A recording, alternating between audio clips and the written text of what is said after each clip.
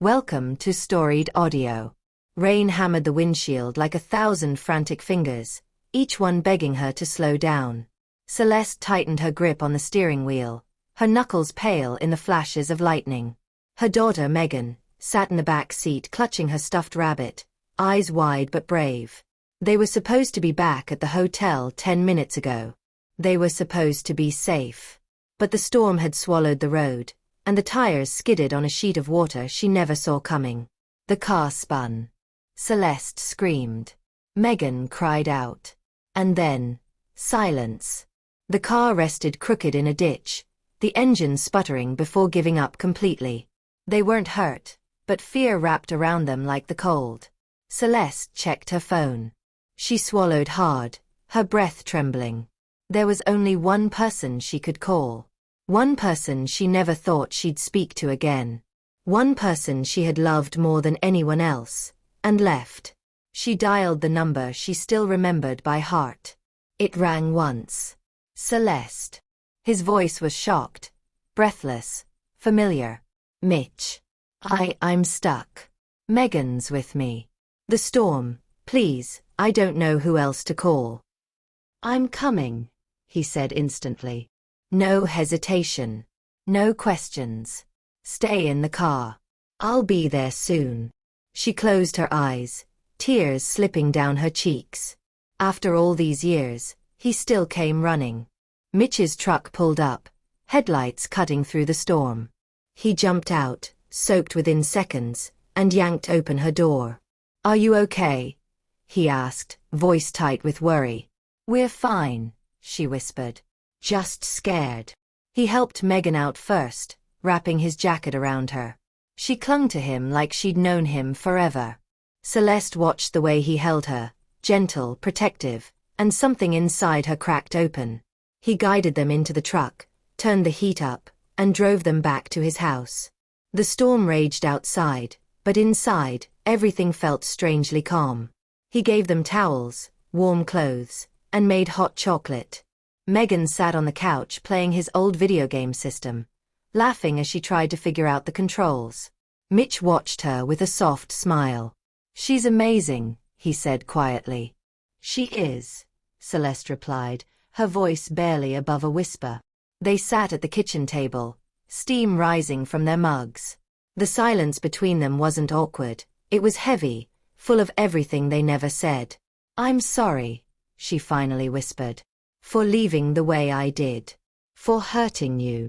Mitch looked down at his hands. You told me you loved me, he said softly. And then you left.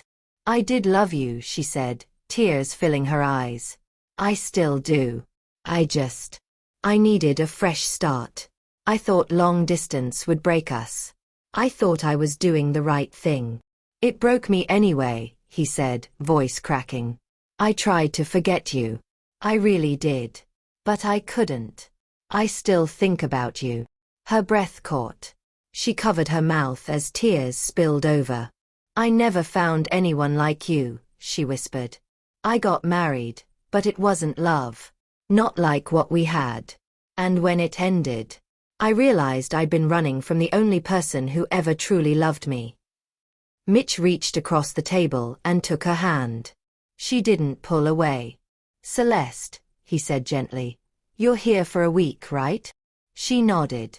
Then let me see you, he said. Every day. She squeezed his hand. I want that. They met for coffee the next morning. Then lunch the next day.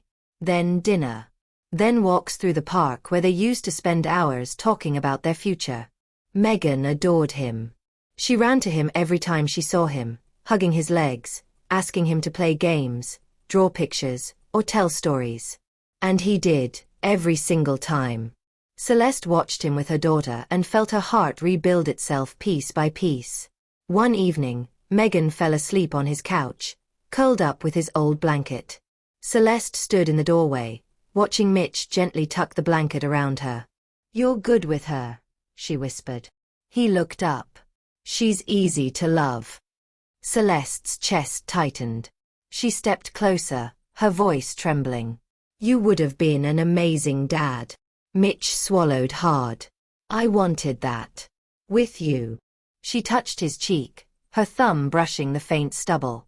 I know, she whispered. And seeing you with her. Mitch, I think I'm falling in love with you all over again. He closed his eyes, leaning into her touch. I never stopped. On her last day in town, they stood outside her hotel. Megan was inside packing her backpack, humming happily. Mitch looked nervous, hands shoved in his pockets. I need to say something, he said. Something big. Celeste stepped closer. Okay. If you want this, us, again, I'll move to your city. I'll leave everything behind. I'll start over. I don't care what it takes. I just want you. Her breath caught. She stared at him, stunned. Then she threw her arms around him, burying her face in his chest. Mitch, she whispered, voice shaking. I work remotely now. I don't need to go back. I can stay here.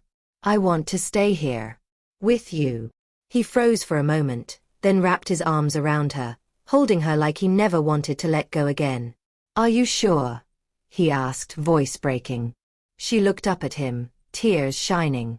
I'm sure. I love you. And Megan loves you. You're the best thing that's ever happened to us. They started dating again. Slowly, intentionally, beautifully.